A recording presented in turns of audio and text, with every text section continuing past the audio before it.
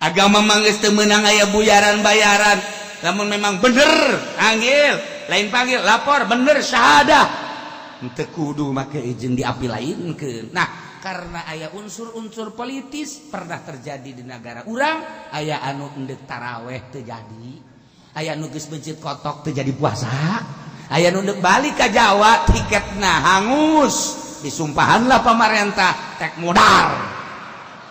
Siap anta nyumpahan terus gitu. Nya gibeugeun aing ketna teh. Akhirah urusan negara mah, tapi terjadi seperti eta.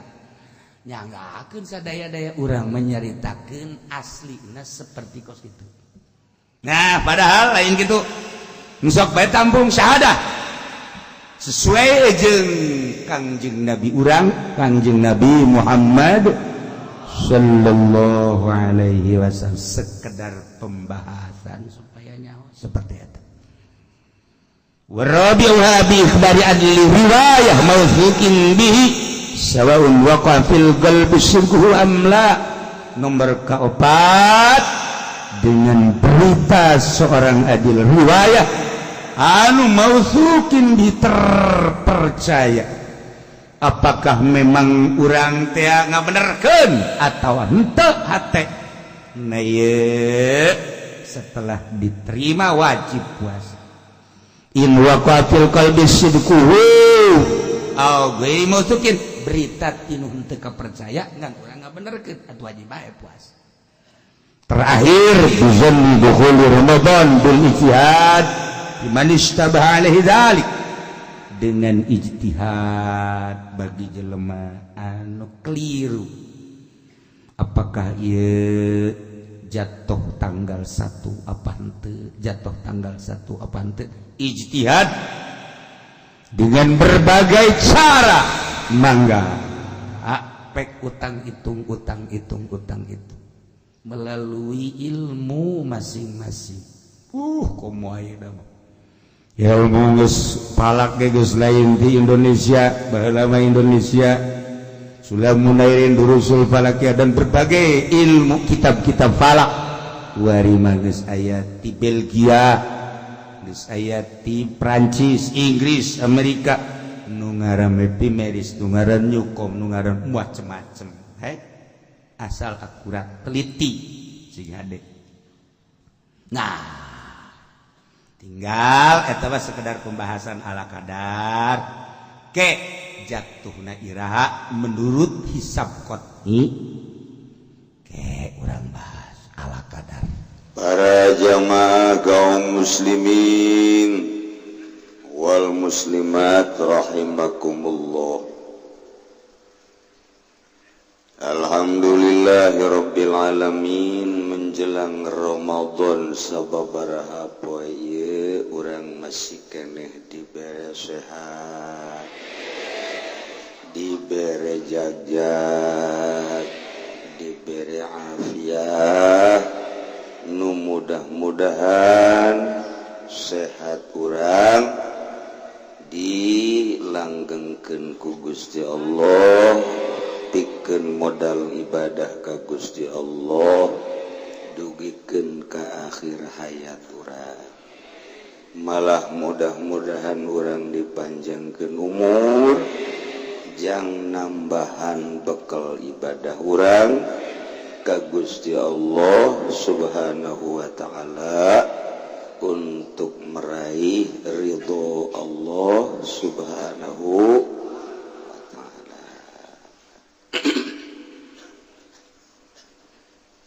Sakumaha nu kusim kuring dicaritakeun nu pas nama penutupan pengajian teh minggu kamari, kulantaran urang kabehan milih khalifah jang sekup desa, jang supaya gampang laporan ketika aya permasalahan-permasalahan, maka di Kabupaten Tangerang sekaligus minggu kamari berjamaah tiap-tiap desa ngayakeun pemilihan. Alhamdulillahirabbil alamin dina minggu ieu unggal desa geus boga khalifah anyar nu syukuranana ge pohara aya nu ku dangdut syukuranana teh nu ku lenong ya khalifah pohara ieu aya oge nu ku marhaba aya oge anu kumaca syekh aya nu beakeun duit can syukura ngitung hutang nu jelas urang kabehan bersyukur ka Gusti Allah tiap-tiap desa geus aya pamimpinna nu eta nang milih urang jangan laksanakeun sesuai jeung kahayang urang di negara demokrasi nu mayoritasna beragama Rapi amat lamun kepala desa anyar nyieun aturan di desana lamun teu puasa ditangkep dibawa ka balai desa dibere duit supaya nyana mikir jabatur ge parwasa kok nyana mante akur jasa mun kepala desa anyar nyieun undang-undang saha nu ngarokok ti berang tangkep prak RT anu teu puasa padahal ada ditangkep RT masalah nyeun aturan-aturan jang kamaslahatan di setiap perdesa abeh suasana bener-bener suasana islami suasana Quran hingga sahanu teu kabita jaga di akhirat lurah mimpin umat kiai mimpin umat di akhirat diberangkatkeun ku Gusti Allah ka surga Allah Subhanahu wa taala. Geus lurah-lurah nu sejen neulekeun alah eta lurah mimpin umat ka surga jeung kiaina emang boga pagawean naon keur di dunia na hebat amat. Eta nya nama di bulan Ramadan nu teu puasa dibere duit tapi dipupuhan heula kemudian atuh nu ngarokok ditangkep mudah ditangkep tah jadi hebat suasanana bagus sehingga di akhirat tapi kapital mudah-mudahan kepala-kepala desa nu anyar bisa mimpin umatna sesuai jeung aturanana hingga urang kabeh anu dipimpinna ngarasa ngeunaheun di supiranana pan nyupiran ge urang aya naik mobil giliran ngagejlug teu direm grudeg aya polisi tidur teu direm nganclok giliran rata lalaunan siang teh supir blon taya ge urang di supiran ku kiai ge kitu kene sarua di supiran ku kiai wayah aya geger jalan-jalan direm wayah kitu aya polisi tidur lalaunan direm kok momoan ureuneuh mah jalan jore ditancep bae atuh bisa ngajuru di luhur mobil nah ieu wayah lempeng ngeuna komo pemerintah masahibul wilayah teh ieu dina minggu ieu urang minggu terakhir dina tahun ieu menjelang Ramadan urang kabehan sok ngayakeun penutupan pengajian salila ngalaksanakeun ibadah puasa besi kaganggu puasa urang tinggal urang ngalaksanakeun hasil ngaji urang satahu hasil ngaji urang satahun urang pakai di jero bulan Ramadan. Jina doa mudah-mudahan urang nu milu puasa tahun ieu supaya didatangkeun deui ka puasa tahun hari. Sebab nu milu puasa tahun kamari ge aya anu nyeklekan di tahun ieu. Loba nu teu milu puasa tahun ieu lain bae hiji dua majlis nu sok ngaji di dieu ge meureun puluhan. Tinggal di tahun ieu nu milu puasa datang ka puasa hareup giliran saha nu bakal nyekcrek deui. Keman deuk ditata ku kula nu mana nu ti heulakeun nu mana nu pandeuri kudu nyogok ka malaikat teu bisa disogok malakal maut mah lantaran malaikat teu beukieun duit teu beukieun dahar teu beukieun teu beukieun sare teu beukieun jima geus nama ngalaksanakeun sesuai jeung perintah Allah Subhanahu wa taala. Urang lamun deuk munggah haji biasana urang ngaji manasik haji memang dianjurkeun kitu. Dek dagang urang kudu belajar heula ilmu muamalah, dek nikah urang kudu belajar heula ilmu mundakaat. Di dieu sarua urang dek puasa, urang belajar ngaji ilmu bagian ubudiyah, bagian anak, bagian puasa. Rub'ul ubudiyah bab puasa. Kanjeng Nabi begitu di negeri Mekah ngalih ka Madinah. Urang Madinah keur ngalaksanakeun puasa. Tanya ku Kanjeng Nabi puasa naon ieu? Cik urang Madinah kami nuturkeun Nabi kami. Nabi kami baheula puasa teh hiji 10 bulan Muharram. Tasu'a Asyura na terutama. Kedua dina awal bulan, tengah bulan jeung akhir bulan. Di Kanjeng Nabi tu kami leuwih utama tibatan aranjeun.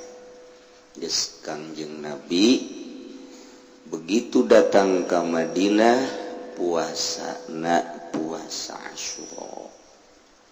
Tuluy awal bulan, tengah bulan, jeung akhir bulan.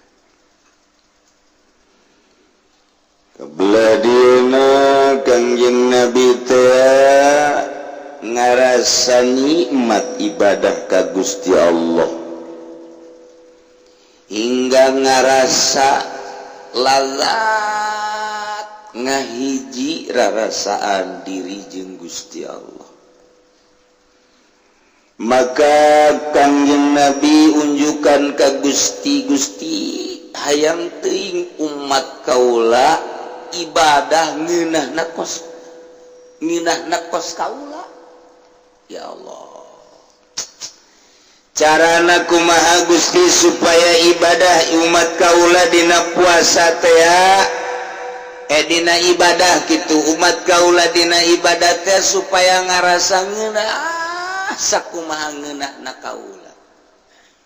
Oh cek Gusti Allah atuh piceun hahalangna. Naon hahalangna? Cek Gusti Allah 4 rupa.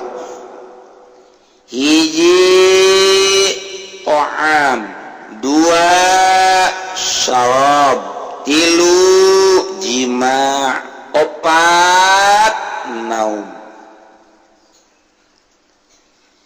Nu mantak malazatud dunya arbaatun kangenahan dunia nu paling pohara jasa opat.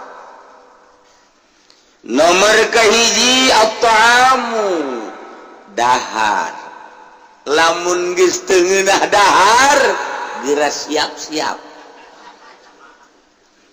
asal dicabut kangenahan dahar sanggup Ka rumah sakit nincak atawa nendang tanah. tanah dijual 1 hektar 2 hektar ngabelaan Supaya ngeunah dahar. geus aya nu beok tanah beok kendaraan tinggal saimah-imah nah ieu mejeuna keur kagok jasa di rumah sakit geus aya ner-neran kana dahar teh alah imah ge jual kumaha engke bae ngabelaan ngeunah dahar kabeh dijual. Anu mentek ieu sing hade ieu ngeunah dahar teh tah hiji kanikmatan anu mun dijual ku urang moal aya harga. Dicabut kangenahanna bae wani urang ngajual sawah kendaraan imah Mun meunang mah pamajikan ge dijual. Henteu meunang. 2 sarop ngeunah nginum isuk-isuk kurang dek berangkat ngaji ka dieu kopi heula saember mantep ngarokok heula di imah teh pohara geus beres ngopi beres ngarokok pamajikanana mawakeun ketan sapiring metung idahar deui ku nyana tah ieu mah seger cek nyana ngaji aing ka Cilongok datang ka dieu sebeteuing reup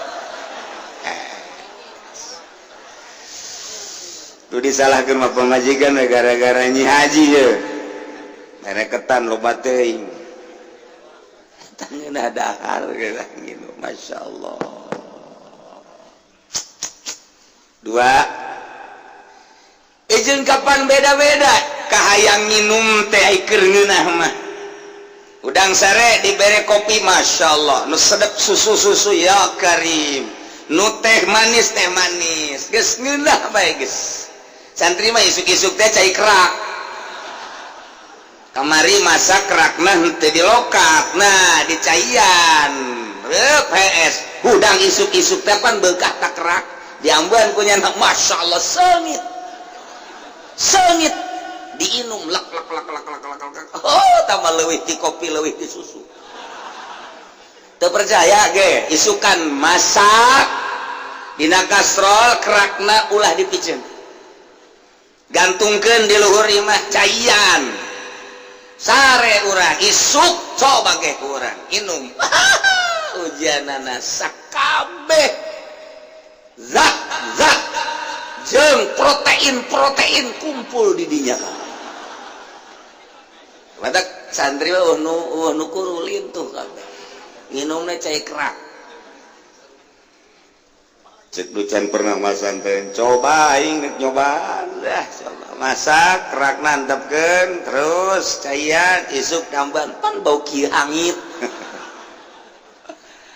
coba ge nikmat jasa teh aduh masyaallah kara rasakeun santri geus ngomong teh beuceun eta dahar pohar jasa ngaliwet ditetep di luhurna lauk peda ya Allah bawangan cabean setik aduh kau mau digula jawaan setik aju dahar nikmat jasa bebe jaka batu ngeunah jasa atuh emang sakit kitu nanya nama dibandingkan jeung daging ayam segala dengan atuh moal kuat emangnya nama bogana kan sakitu atuh nikmat jasa ya Allah ayo we nu ngadenge bos coba cenah cek santri kos kitu ngeunah cek jadan teh atuh diturutan lah jasa kitu bae atuh sih mah loba duit tiganan atuh ulah nurutan peda atuh tambah pelit garana atuh ieu nu jelas dahar ngeunah nikmati Gusti lazzatud dunya nginum ngeunah lazzatud dunya katilu wal jima'u cek bahasa Kiai Ruslan mah dina kitab idkhulu zakat nikmatud dunya salasa faltu tabar naumun wa qublatun wa idkhulu zakat sare nyium jeung ngasupkeun gegending nah eta kalimatad dunya jelema anu komumana ge lelempangan usaha di mana bae wadieun ninggalkeun lembur bahkan ninggalkeun negara ieu jang neangan duit ujung-ujung nama meuli dahareun meuli awewe sakitu di dunia mah geus sakitu bae meuli dahareun ke restoran kawin deui sakitu geus dicabut bae urang teh tah teu daek udang puyeng lalaki kasep jasa gagah jasa sugih jasa tapi bobogaanana teu udang tek ceuli datang ka aya awewe nu daekeun bae boro-boro parawana tawaran da bengsrak atawa jahe nini ge moal daekeun cek nini aya udang mah lumayan bae di ome aya ome naon geus jimat ya lazzatud dunya mendak di akhir zaman mah bakal lobaan kehilangan ka ngeunahan jima ya ne bobogaan teu udang lantaran naon lantaran loba pemikiran di luar pikiran manehan kaget eta sarap beunang termasuk makanan-makanan nu kuari dingeunah-ngeunah mempengaruhi karena saraf zakar. Taye coba kolot baheula manu dahar nangan saukur jeung kitu naon ngaranna ngan saukur dahar jeung tangkal awit teh anu ngaranna iwung sia dasar osok atunya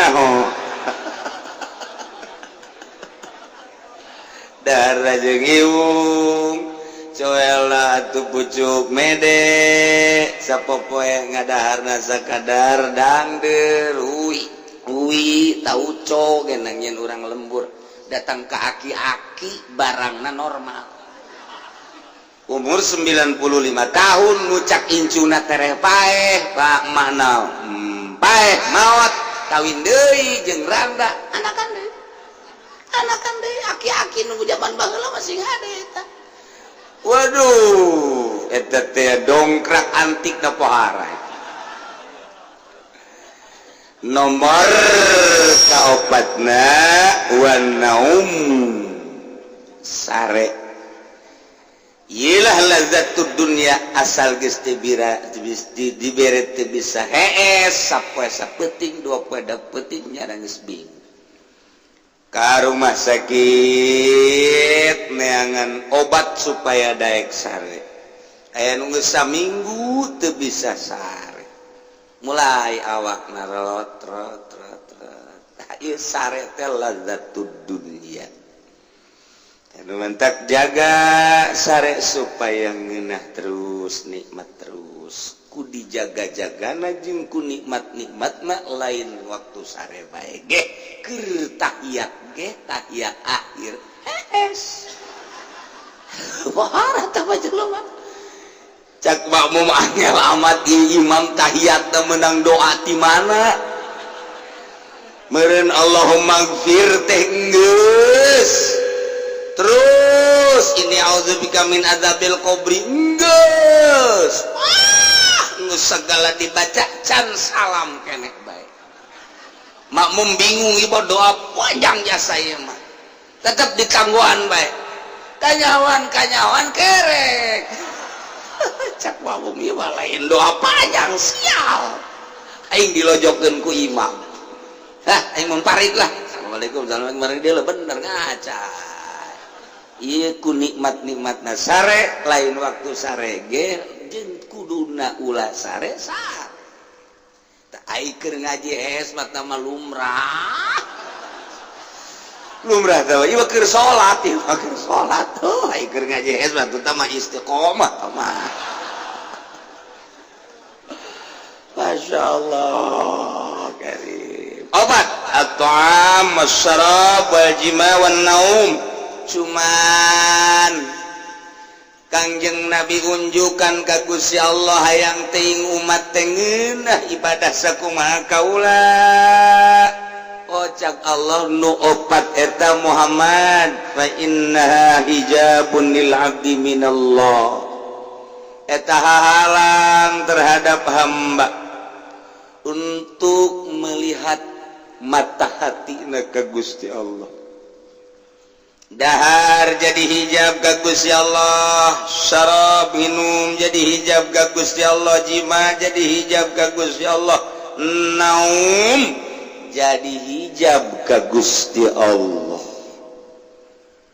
apaan Allah ngahalalkeun kulu wasrabu wala tusrifu kok barang halal jadi hijab Allah ngamenangkeun soteh lain kudu ngeunah dahar nginum dipersilahkeun tapi jang kebutuhan diri ibadah ka Gusti Allah lain ngeunah daharna dianjurkeun halal ku Gusti Allah ngan ngeunahana jadi hijab jima dianjurkan jang teruskan turunan ngeunahana jadi hijab jadi kumaha kabutuhan urang bae ulah sok diaya-ayakeun ieu mah jima teh wah geus hese nyaritakeun lah hese nyaritakeun aya nu diurut sagala tuh di kota aya merekna pijat naon gara ngomong atuh sia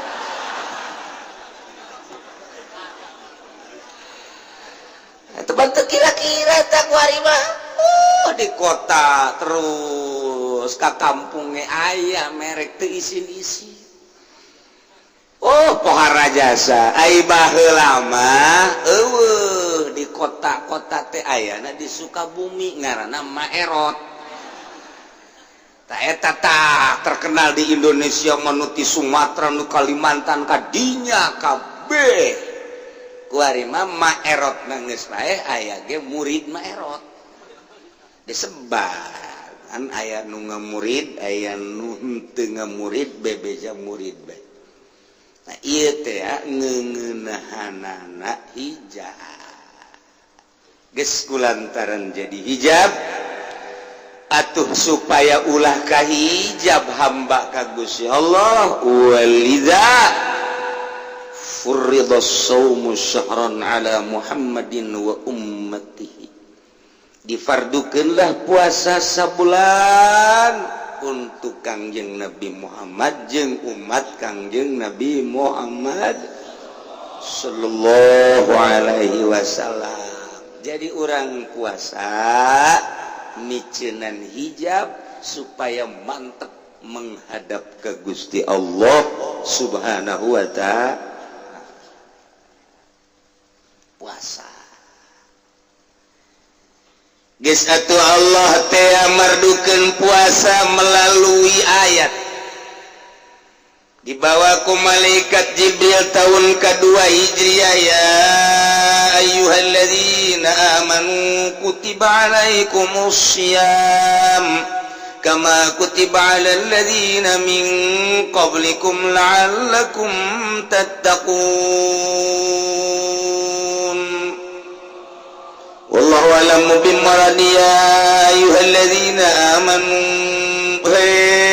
jelema nu ariman keluar kafir Yahudi Nasrani Protestan Katolik obeh kalau luar nu teu iman ka Allah teu iman ka Kangjeng Rasulullah kutiba alaikumussyam diperdukeun karanjeun kabeh puasa ngan besi ngahiri jeung umat-umat nu baheula teh besi pajar umat Kangjeng Nabi hungkul ieu puasa dianjurkeun teh horenganan kama kutiba alal ladzina min qablikum lain umat Kangjeng Nabi urang bae nu dipardukeun puasa teh horeng umat-umat nu baheula ge sami bahkan urang teh neruskeun perjalanan umat nu baheula sakumaha umat nu baheula dipardukeun puasa umat Kangjeng Nabi urang ge kuari dipardukeun puasa tujuanna mah la'allakum tattaqun berarti ieu puasa teh mencitak merubah ngajadikeun manusia takwa ka Gusti Allah Subhanahu wa ta'ala lamun geus takwa atuh geus inna akramakum indallahi atqakum sedengkeun nu takwa nu dimuliakeun ku Gusti Allah disadiakeun sorga nu puasa sorga sakitu we geus pokona mah asa jelema daek puasa di bulan Ramadan geus dapat sorga we bahkan nyana hirup di dunia teh sabenerna mah kadeuleu ku mata doang horenganan keur uncang-uncang di surga Firdaus minimal di imah haji Firdaus lah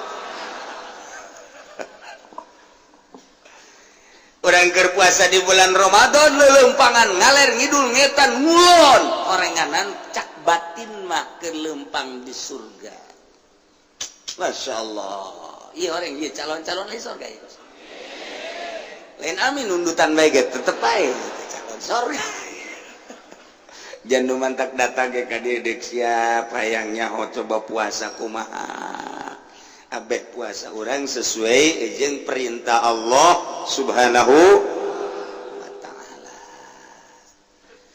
syaratna puasa aya 4 nomor kahiji beragama Islam sanajan puasa ai Kristen mah teu jadi sanajan puasa Yahudi mah teu jadi sanajan puasa kafir mah tetep teu jadi lantaran teu memenuhi syarat nomor kahiji beragama Islam syarat nomor kedua waklun boga akal sampurna ieu tamyiz nu teu boga akal sampurna mah teu wajib puasa sebab kurang syarat kaya ning edan kaya ning budak letik can tamyiz budak letik teh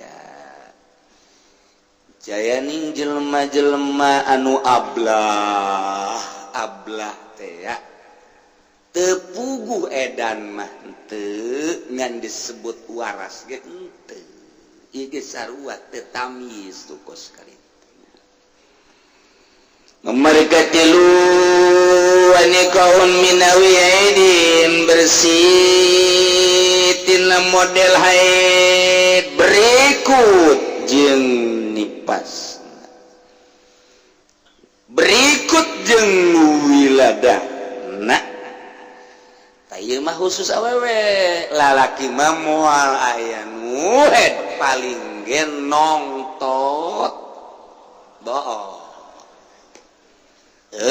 lu head island cekula inget beta kula maya tamu datang ka imah jeung pamajikan anak raya almarhum kene di dieu tadi arep pas dohor kukula diajak cekula ka pamajikan anak saya mau sholat dulu ya ibu oh iya ibu kalau mau sholat di dalam oh saya lagi men oh iya nggak usah dah diajak salaki lah kukula pak yuk kita sholat saya sudah sama lagi men jajakan sia ajaknya naon urut men jadi kukula teh husu teh sholat iya ngeletak wae teh urut lalaki men ayah baik pasti jarang datang ke imam menanyakeun ya kunaon teh sholat cek dia men. Atuh aing men cek kira teh emang aing men naon? Udah cek pamajikan pasti di imahna. Men mah keluar head. Oh. Ah eta lamun jana sadar mah datang deui ampura Kiai. Aduh ulah men tadi. Salajan wiladahna teh ayeungan sakadar kitu sagecrotan saeutik kaya ning nu dikaluarkeunana adalah getih kimpel atawa daging kimpel walau liulqah au mut sarua wiladah kene nomor kaopat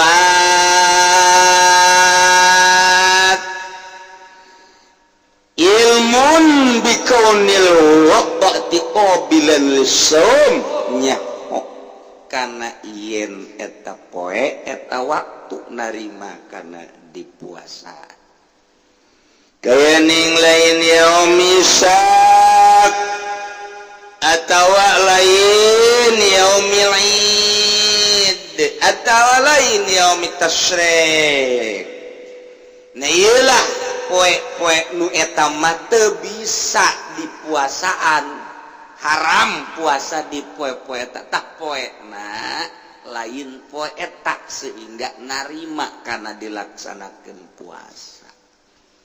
Jadi kudu dikajawakeun poena yaumisak apa lain kemudian yaumil id apa lain tasyrik apa lain syarat wajibna puasa aya 5 nomor kahiji islamun beragama Islam aya tadi syarat sah puasa ari mah syarat wajib puasa nomor kedua kudu kataklif nomor kahiji Islam nomor kedua kudu kataklif yakni geus balig atawa boga akal sampur budak letik di bawah balik sanajan pinter tetep can kewajiban puasa andai katanya na puasa ganjaranana ieu adalah jang indung bapakna masya Allah urang boga anak kakarak umur 11 tahun kakarak umur 12 tahun lalaki atawa 13 tahun pancan balik ngaranna lantaran nitih dina umurna di bawah 15 tahun ajunya nacan orang ihtilam ya nengimpi ji macan balik tete budak tetapi geus kuat nya ngalaksanakeun puasa di didik ku urang ditungtun ceng puasa tete encan kewajiban puasangan nyana puasa diganjar jang saganjaran aja can kataklif jang indung bapana masya Allah alhamdulillahirabbil disumbang urang ku anak geus budak leutik can kewajiban puasa lantaran encan tamyiz sanajan can taklif sanajan manehanana ieu adalah pinter kitu keneh jelema nu edan teu kewajiban puasa mubaaleh teu kewajiban puasa jelema weureu teu kewajiban puasa lantaran teu kataklif weureu teh mabok nomor katilu wa itaqatun jeung kudu kuat jelema nu teu kuat ngalaksanakeun puasa mah teu wajib puasa lantaran Allah nurunkeun Kangjeng Nabi urang teh lain sambarangan di ditu nage rahmatan lil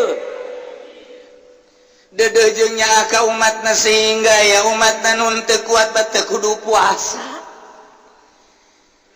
kunaon memang nu mantak teu kuat teh lantaran likibarin kolot umurna 90 tahun umurna geus 100 tahunnya nama teu kuat asal jam 10 bae nya nama kudu daharna 2 boboko wara tah aki-aki teh mah teu kuateun puasa daharna parah tah mah ya Allah leuwih disebuta tah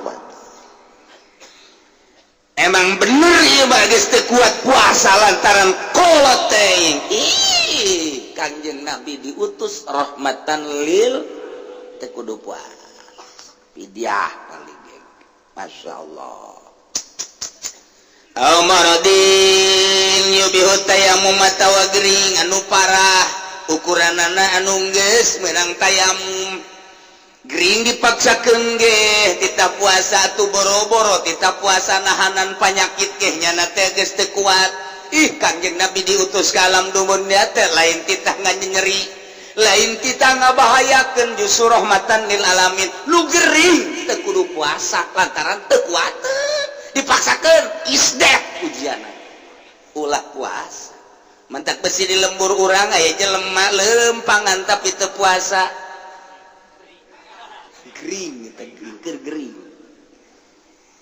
Gering atau edan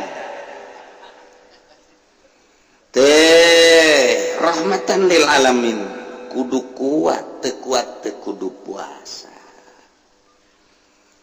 aya jelema isuk-isuk geus ngagoreng sangu cek urang seugit amat ieu masyaallah kakarak jam 9 di sangu digoreng ya Allah ya Rabbi bawana ngahiliwir ai keur teu puasa mah cuek-cuek bae tapi keur puasa mah ngadenge goreng bawang masyaallah karim keur puasa mah urang tengah poe hajun neuleecai di sawah herang jam 1 eta padahal mah sapopoe mah teu tilong kabita tapi kulantaran keur puasa pohara culak cileuk cenah culak-culak sedot baik gitu ya padahal cai di sawah kita keur puasa mah kos gitu eta pembawaan anak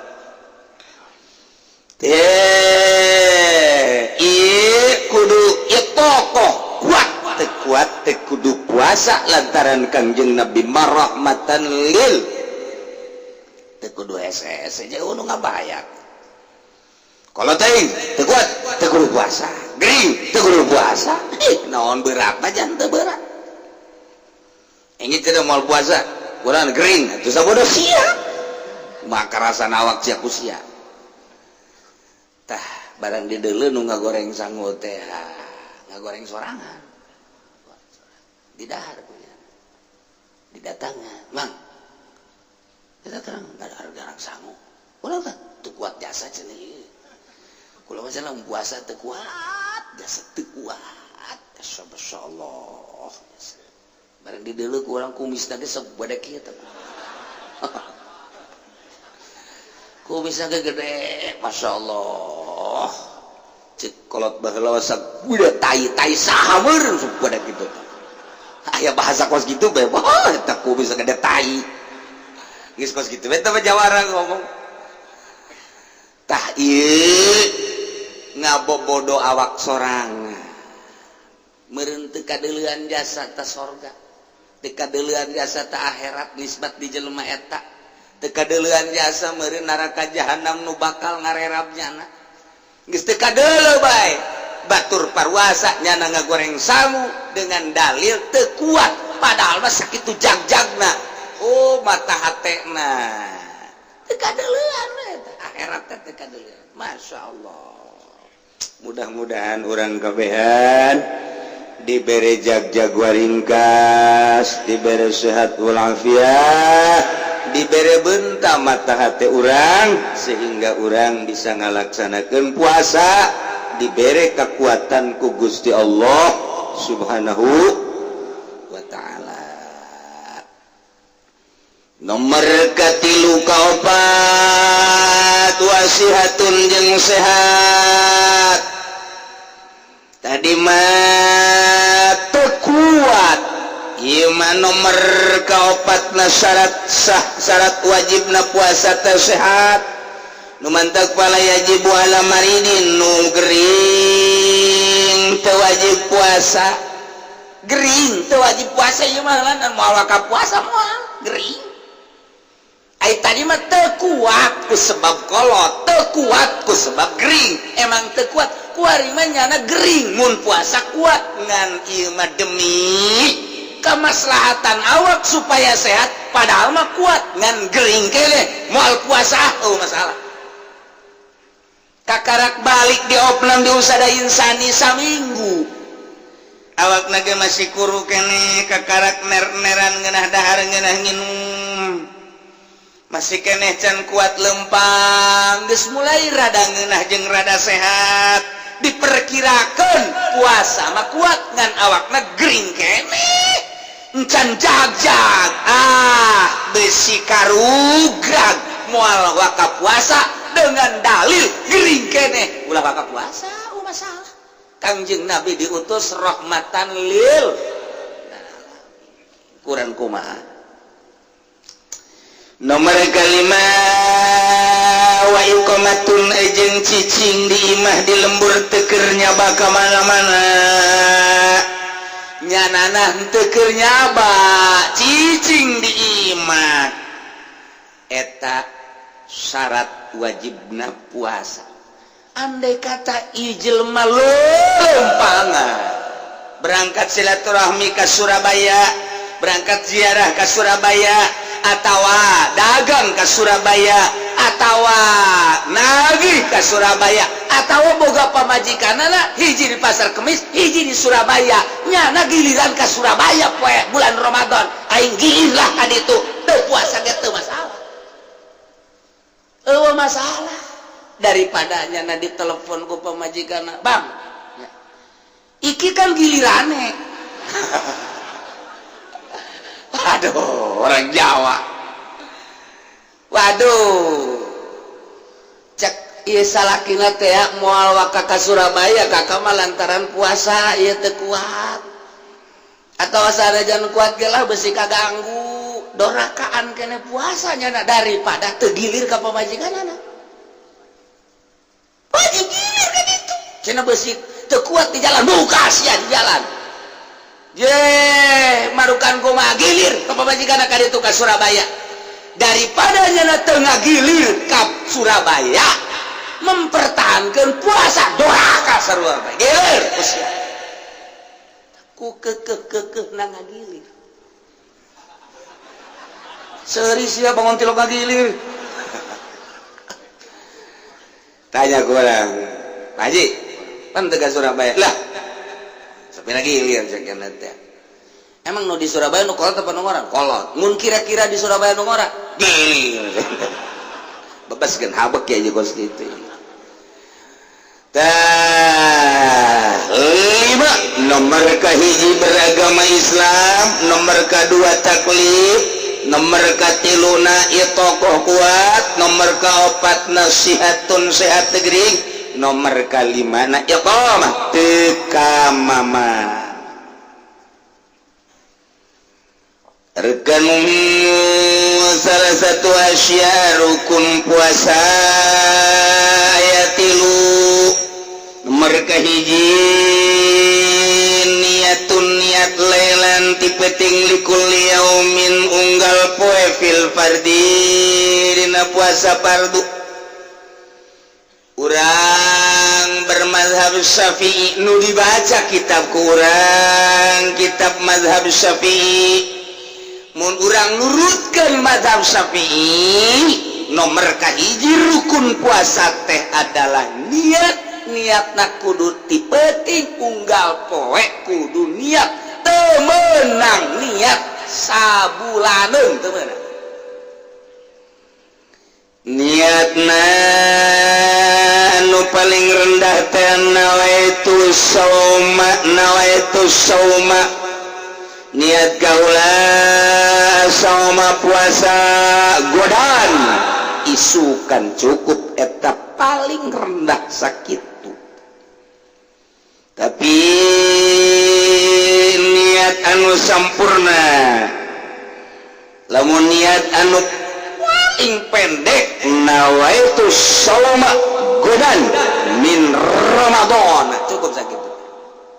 Mun bahasa urang mah niat kaula puasa isuk dina bulan Ramadan. Cukup geus sakitu. Tah sakitu tah cukup. Tapi wa akmaluha sampurnana niat ku Syekh Nawawi di bejaan urang nawaitu shauma godin an adai fardhi syahri ramadhani hadhihi sanati lillahi ta'ala. Allahu akbar.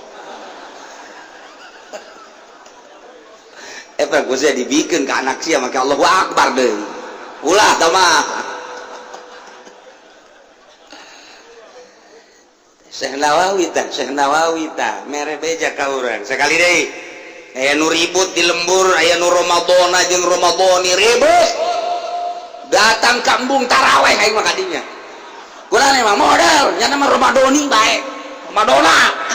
Ini sia ribut Ramadona datang ka taraweh blon. Geus bae tuh ulama kena, ulama keni Ramadan. Ribut Pak. Berebut Ramadhani sebab dihidupkeun Ramadona, sebab bermun sorry ribut. Atulah ribut geus urang make Ramadan mah yuk gitu bae. Nah itu semua godin dari produser Ramadan. Mari ributan nyana. Piceun ni geus beres. Na Ramadan, ni Ramadan. Ribut ulah ribut. Jadi urang di pagahan lain cakula urang tuturkeun bae Syekh Nawawi. Syekh Nawawi Tanara jegut ulama Indonesia. Dua anak diakui dunia Syekh Nawawi. Nu hirupna lolobana nya nama di Mekah bae. Nu kukula geus pernah didongengkeun. Kitu naon ngaranna kahirupan Syekh Nawawi Tanara. Biografi Syekh Nawawi Tanara. Ti mimiti lahir datang ka rada gede. Ulinnya na jeung babaturanana peutingna pernah ngimpi nyana ngimpi teh dahaga kemudian sanggeusna dahaga di pangimpiannya na nginum nu aya di empang deket imahna lantaran nyana mah ayana teh di Tanara deket laut Kronjo begitu diinum dahaga keneh lumpat ka sumur dahaga keneh lumpat ka laut diinum datang ka beak cai laut dahaga keneh. Bebeja ka bapakna Ki Umar ceng ulah diomongkeun ka sasanya aceng bakal jadi jelema gede sebab ari cai eta adalah biang segala rupa kahirupan melak pare kudu aya cai melak buah kudu aya cai kudu disiram ku cai berarti nandakeun ilmu kabelah dituna ma'rifat ieu aceng mah beuh minum teh beak empang beak sumur beak laut geus aceng pasti jadi jelema gede. Ulah loba omong ka sasaha. Masya Allah. Ai di urang mah di urang ngimpir raga ka sumur ge teu minum. Raga ka sumur tetep bae jara malam teu rek minum. Tah eta pan pohara jasa sabalik Syekh Nawawi tah mah. Geus aya di sumur ge kekembung nginum, malah ditahan. Sabaliklah. Geus garing teh mah geus beunana. Jadina pangimpian aing nginum pae hasana ya. Nginum pae hudang. Kakal kemanaan alhamdulillah. Cak mana sih aku alhamdulillah. Oh mah raga ka sumur kurang ngimpi. Heuh hadana ge kulah hudang. Mun teu hudang mah kekepan. Nginum sia. Henteu manahan. Cak mana sih bodoh sia. Geus raga ge kasumur teuginum keneh bae. Sekali deui nawaitu shauma ghadin an adai fardhi syahri ramadhani hadhihi sanati lillahi bikin ku urang ka anak urang carana ieu lain ti abah meunang ngaji ti kiai ngabejakeun meunang ti Syekh Nawawi Tanara teu ngaku-ngaku urang nyana anu nuduh nawaitu niat kaula shauma godin puasa isuk an ada tina ngalaksanakeun fardi Ramadan syahri bulan Ramadan hari sanati dina ieu tahun lillahi ta'ala beres geus urang macana ulah diributkeun mun diaji make bab nahu geus jelas jasa kitu niatna unggal penting. Tapi di mazhab Hanafi memenang sekaligus niat nawaitu shauma syahri kulli kaulah niat puasa sabulaneun bisa nganaya bagus da cenah atuh eta niat menurut mazhab Hanafi urang baca dina Fathul Muin mah ngaganjal ketika urang poho mun urang poho puasa teh teu niat kaganjel ku eta lah ja aya niat nurutkeun ceuk Hanafi baca kurang nawaitu shauma syahri kulli ulah niat puasa sabulaneun jampang beres tak ieu mah kudu macana urang puasa niat teh ti penting antara mana niat antara guru busansi jeung fajar shadiq yana subuh didinya niat urang inget keur salat isya Allahu akbar keur salat isya ya aduh jan niat ya inget di jero salat niat meunang tah di jero salat bae niat tuh masalah dikerteget ulah diomong tuh jadi niat papan di jero hate ulah keur kieu Allahu akbar bari ngadengekeun imam ge maca alhaqumut takatsur isya urang ngunyem nawaitu samawadina batal atuh sebab dapat teu aya taluk jeung salat atuh batal urusan cek urang urusan jeung salat apa beda ibadah tapi di jero hate mah masalah Allahu akbar kemudian imam keur maca alhaqumut urang niat di jero hate kok cenah kiai bisa teu ngabatalkeun ai diomongkeun mah batal pan dina hate teu batal atuh sia sanajan teu niat ge atuh geus ngaco bae salat sia geus ka dieu itu pan teu batal eta sia teu niat ge geus ngaco bae bubu unggal salat nganajan cek ahli tasawuf mah rusak salatna ieu keur cerita fikih atau pada isya beres oh caniat langsung teman nawaitu sumaghadin ana dari fadil Ramadan beres di jero hate bae oh masalah atau keur salat can ingat taswiridan can ingat datang ka imah karek ingat di imah niatna nawaitu sumaghadin ana dari fadil Ramadan lillahi ta'ala anak-anak urang baik ngariat siapa sih ka bablasan sare niat ngariat kolot babodo kitu cenah yang jadi kabehan ngaranna kita inget kerewe datang ka sare jeung pamajikan jima deui jima jeung pamajikan ye pas mah cenah tengah-tengah inget caniat di luhur beuteung